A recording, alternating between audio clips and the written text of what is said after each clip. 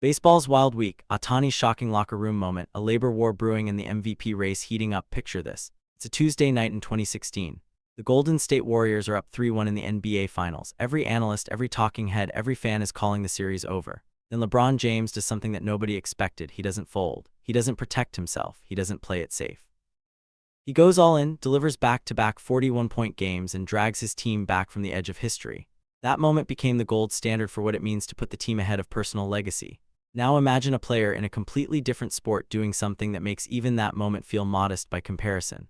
Not a player forcing his way in, not a superstar demanding the ball. A player, arguably the most gifted athlete in his sport right now, voluntarily stepping back, choosing the team over himself when nobody asked him to.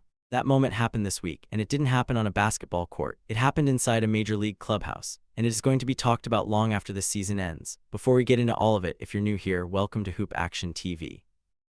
We are on the verge of hitting 1,500 subscribers, and every single one of you watching right now is part of that.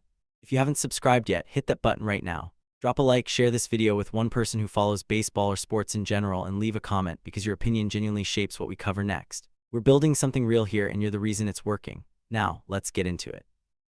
Because this week in baseball didn't just produce headlines, it produced moments. The Los Angeles Dodgers entered this game as heavy favorites. That is not an opinion, that is the reality of what their roster, their payroll, and their track record on paper demand. From the opening inning, though, something felt wrong. The energy wasn't right, the execution wasn't crisp.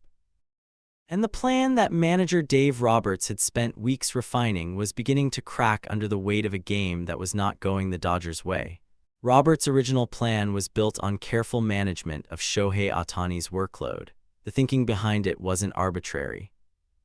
Ohtani is the most valuable two-way player in the history of the sport, and protecting him, managing his innings, monitoring his mechanics, preserving his arm for the long season was considered not just smart but necessary. The plan placed Ohtani in a pitching-focused role, pulling him back from his DH duties temporarily. Richard Rushing filled the designated hitter slot in his place. Rushing is a professional, he's capable. He prepared for the assignment and executed it without complaint. But he is not Shohei Ohtani. Nobody is. When the final out was recorded, the Dodgers clubhouse went dead silent, not the quiet of a team regrouping. The quiet of a team absorbing something heavier, the kind of silence that settles in when a loss feels like more than just one game. Roberts went to his office. By multiple accounts, he sat there staring at the wall. The image that's been described is not of a man wrestling with a decision. It's of a man who had already made one. He came back out. He gathered his team, and then he said 7 words that nobody in that room expected. "I can't continue like this anymore." That sentence, short, blunt, and completely unambiguous, was the end of the original plan. Roberts reversed course on the spot. Ohtani would return to full two-way status, effective immediately. No phase transition, no grace period. The decision was made, it was final, and the room was given exactly 1 second to process it before the next thing happened. Richard Rushing stood up. He didn't wait to be told. He didn't look to an agent or a coach or a teammate for guidance. He stood, turned to face Ohtani directly, and bowed his head. Then he spoke. He voluntarily relinquished the DH role, not because management instructed him to, not because a contract clause required it, but because he chose to. His words, as they've been recounted: "No role is worth more to me than the success of this team." The room froze. Players who have been in professional locker rooms for a decade described the moment as something they hadn't seen before. Coaches looked at each other. Nobody said anything. In professional sports, where role protection is practically instinct, where players' representatives fight for guaranteed plate appearances and contractual language to preserve at-bats, a player standing up and handing back a job he'd been given willingly, publicly, without bitterness is so uncommon that it almost doesn't register immediately. And then Shohei Ohtani stood up. He picked up his glove. He looked at it for a moment, and then he threw it aside. He looked directly at Dave Roberts and said, clearly and without hesitation, that he did not want Rushing to give up his spot because of him. The words were specific. He would contribute through pitching, through base running, through every dimension of the game available to him, but not at the direct expense of a teammate who had done nothing wrong and deserved to keep the job he'd been given. The room erupted. Not in cheering, in the kind of stunned, disbelieving reaction that you see when something that people don't have a ready emotional category for. Coaches were shaking their heads. Roberts, by multiple accounts, stood completely still. The greatest hitter and pitcher currently playing professional baseball had just told his manager that he would voluntarily limit his own role rather than displace a teammate. Let's be clear about what this moment was and wasn't. It was not a strategic play. It was not a calculated piece of PR management. It was not the kind of gesture that an agent engineers for optics. The evidence is in the spontaneity. Rushing's response wasn't scripted. Ohtani's reply wasn't prepared. And Roberts' reaction wasn't the reaction of a man watching a plan unfold. It was the reaction of a man watching something unexpected. This is what character looks like in professional sports when the cameras aren't in the room. Ohtani has now won back-to-back AL MVP awards, set a $700 million contract record, and is considered by the majority of analysts to be the most uniquely talented player in the modern era. None of that is in dispute. What this moment added to that resume is something no statistic can quantify, but it is the kind of thing that defines a player's legacy more permanently than any award. The greatest player in baseball voluntarily stepped back. And that might be what makes him the greatest. While that locker room scene was playing out in Los Angeles, a different kind of tension was building at a different level of the sport entirely. It's quieter right now. It doesn't have the emotional charge of a locker room moment or the drama of an MVP race, but it has consequences that will reach every player, every team, every fan, and every broadcaster in professional baseball, and those consequences are coming faster than most people realize. The current collective bargaining agreement between MLB and the Players Association expires on December 1, 2026. That is 7 months from right now. Formal negotiations are expected to begin within weeks. If that timeline sounds familiar, it should. The last time the CBA expired on December 1, 2021, MLB owners locked out players immediately, the first work stoppage in 26 years.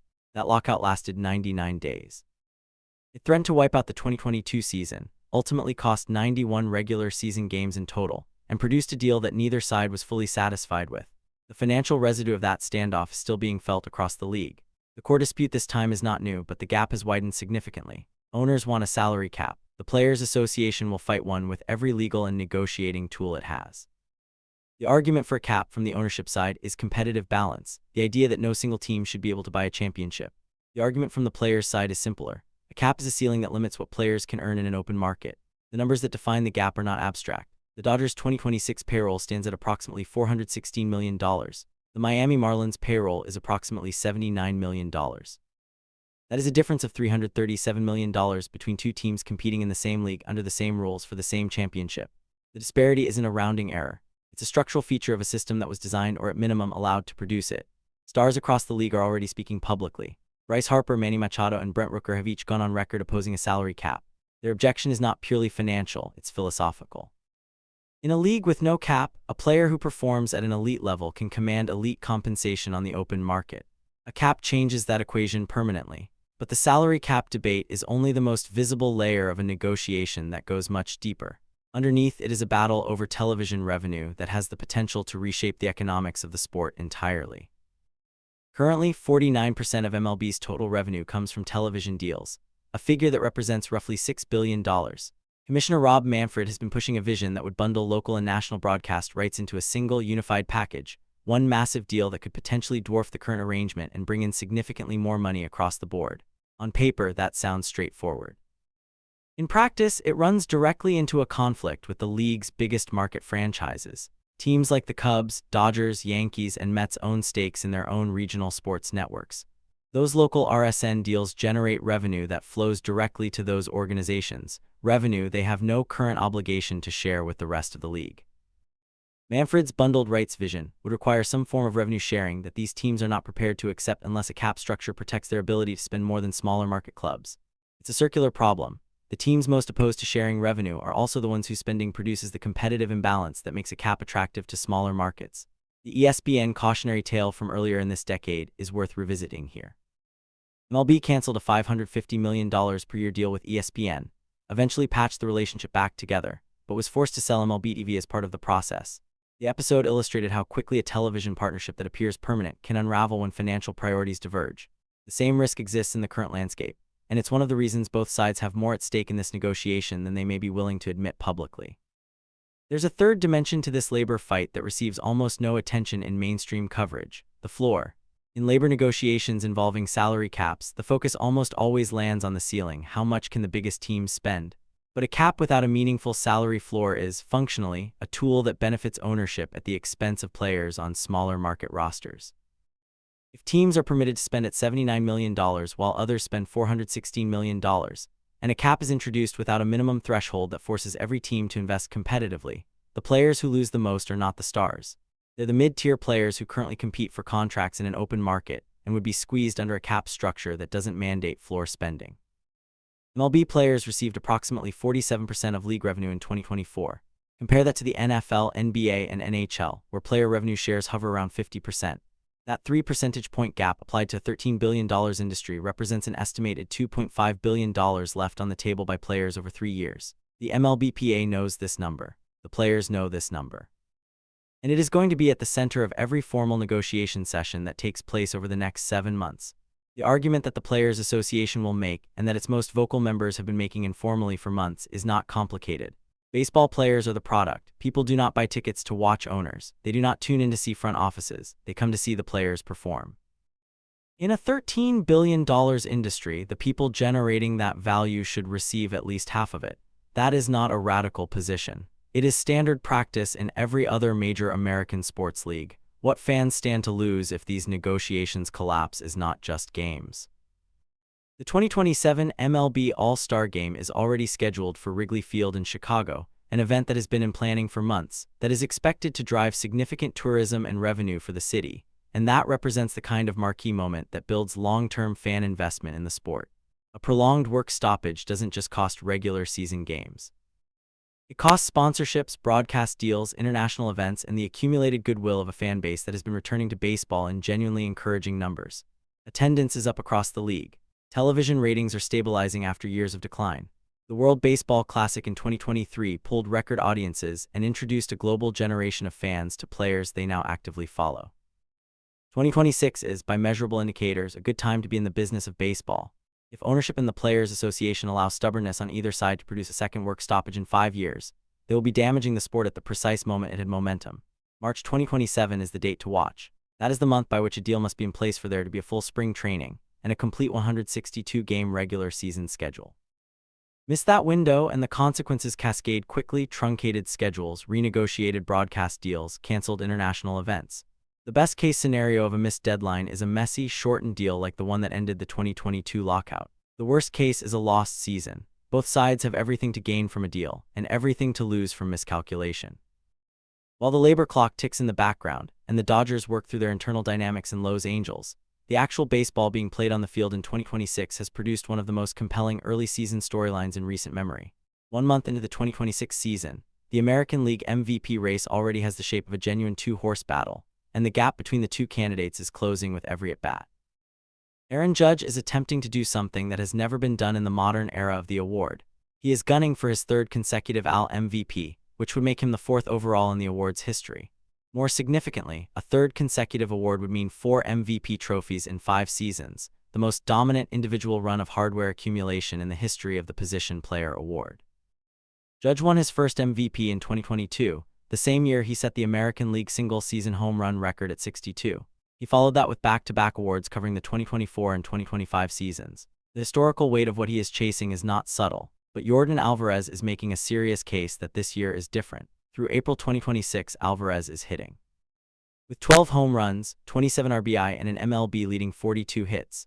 Those numbers are not the product of a hot 2-week stretch. They represent sustained elite production across an entire month of competition. His OPS of 1.199 through April would rank among the best single-month performances in recent league history for any player at any position. The betting markets are beginning to reflect what the numbers suggest. FanDuel's current AL MVP odds have Judge at +140, with Alvarez now at +210, and that gap has been closing.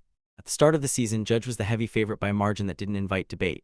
1 month in, Alvarez has turned this into a conversation. The historical context around Alvarez matters here. He has been regarded as one of the elite hitters in the American League since his 2019 rookie season. He won the 2022 ALCS MVP. He has posted elite slash lines in multiple seasons, but his MVP candidacy has been repeatedly disrupted by injuries, a knee issue here, a hand problem there that have either shortened his seasons or diminished his production during the voting period.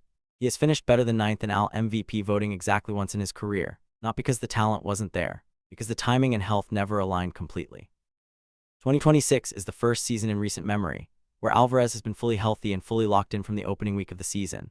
There is no nagging injury. There is no mechanical adjustment being made mid-April. He is producing at the highest rate of his career at exactly the moment in the season when voters begin to form the impressions that shape ballots in October. If he maintains this production level through May, this is not a footnote MVP race. This is a genuine one. Judge, for his part, has not shown signs of decline. He remains one of the most feared hitters in the sport. His combination of power on base percentage and defensive value at a premium position gives him an argument that Alvarez as a designated hitter structurally cannot make. Voter preference has historically favored players who contribute defensively, and Judge's work in right field for the New York Yankees is well above average by any advanced metric. But if Alvarez keeps hitting .356 with elite power and elite on-base numbers for another 6 weeks, the argument for a position player discount on his behalf becomes increasingly difficult to sustain.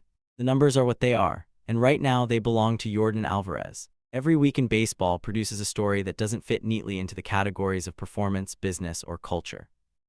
Trevor Bauer is all three simultaneously, and in 2026 he remains one of the most complicated figures in professional sports. Bauer is currently pitching for the Long Island Ducks of the Atlantic League, an independent league that sits outside the structure of affiliated minor league baseball.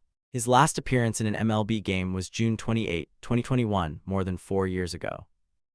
He was placed on administrative leave by MLB in June of that year following allegations that led to a 324-game suspension, the longest non-lifetime ban in the sport's history. On appeal, that suspension was reduced to 194 games. No criminal charges were ever filed against Bauer. He's a 2020 National League Cy Young Award winner. He was at his peak, one of the 5 best pitchers in professional baseball. He has spent the time since his suspension pitching in Mexico's Liga Mexicana, in South Korea's KBO League, and now in the Atlantic League, a circuit that functions primarily as a landing spot for players who are either working their way up to affiliated ball or, in Bauer's case, attempting to stay visible while waiting for an MLB opportunity that has not come. Albert Pujols, who is one of the most respected voices in professional baseball and a certain first-ballot Hall of Famer, weighed in on Bauer's situation in terms that were notably direct. His assessment wasn't sentimental. It wasn't about whether Bauer's suspension was proportionate or whether the allegations were proven. It was about the practical reality of how MLB front offices operate. Pujols said clearly that Bauer needed to stop fighting the league publicly before any team would consider signing him. His exact words, "You can't go against the hands that feed you." The candor of that statement is worth sitting with. It is not an endorsement of how Bauer has been treated. It's a description of how the league functions. Bauer has maintained a public presence through social media, through interviews, through his own media channels, in which he has been consistently and vocally critical of the process that produced his suspension. Whatever one believes about the merits of his case, the practical effect of that posture on his employability has been significant. Teams that might otherwise consider the baseball value of a former Cy Young winner have reportedly been unwilling to absorb the off-field complexity. But Pujols didn't stop at the critique. He added, and this part received considerably less coverage, if he could do that, teams should jump at the opportunity. Meaning, if Bauer demonstrated a willingness to stop the public fighting, stop the adversarial posture toward the league, and simply let his pitching speak for itself, the talent case for signing him is real. He is 35 years old. He has been maintaining his physical conditioning seriously. Pitchers have returned to productive MLB careers at his age and after longer absences. The baseball argument for a team to take a flyer on Bauer is not as weak as his current address, Long Island, might suggest.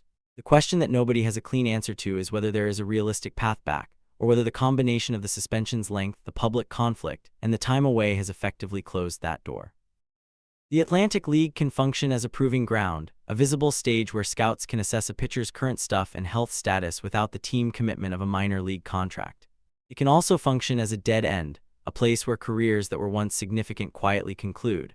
What Bauer does over the next 2 months will go a long way toward answering which one it is. If his velocity is consistent, if his command is sharp, and if the public posture shifts toward something that front offices can manage, the conversation changes. If it doesn't, the Atlantic League may be where the Bauer story ends. The 4 storylines that define this week in baseball are not isolated from each other. They are connected by a single thread, the question of what the sport actually values, and what it costs to defend those values in a business operating at $13 billion in annual revenue. Shohei Ohtani standing up in that locker room and declining to take a role at a teammate's expense revealed something about character that no contract clause can mandate. Richard Rushing standing before him and offering his job back revealed something about professional culture that the sport doesn't always get credit for producing. Both moments happened inside an organization that spends $416 million on payroll, which is precisely why the labor negotiation taking shape over the next 7 months matters as much as it does. The gap between that $416 million and the Marlins' $79 million is the gap that the Players Association and MLB ownership will be fighting over in formal sessions before the summer is out. While that fight builds, Aaron Judge and Yordan Alvarez are producing the kind of baseball that makes people remember why they started watching the sport in the first place. And Trevor Bauer, pitching in the Atlantic League, is waiting to see if the sport will let him back in. Baseball in 2026 isn't just a sport right now. It's a drama with no script and no guaranteed ending. And that's exactly why we cover it the way we do. Here's what I want from you in the comments, and be specific, because this is where real conversations happen. Was Ohtani's decision the most selfless act you've seen from a professional athlete in the last decade, or was it a strategic move dressed up as humility? Give me your actual take. And do you think MLB and the Players Association get a deal done before March 2027? Drop your prediction, year, month, outcome. Don't just say yes or no. Tell me why. If you've made it to the end of this video, you already know what this channel is about. We don't do surface level takes. We don't do filler. We go into the details that matter and the connections that the highlights don't show you. If you enjoy real breakdowns like this, the kind that connect the locker room to the boardroom to the box score, you'll like what's coming next. Subscribe to Hoop Action TV, hit the bell so you don't miss it, drop a like, and share this video with one person who actually cares about sports. We are right on the edge of 1,500 subscribers, and every share moves that number. Be part of it. See you in the next one.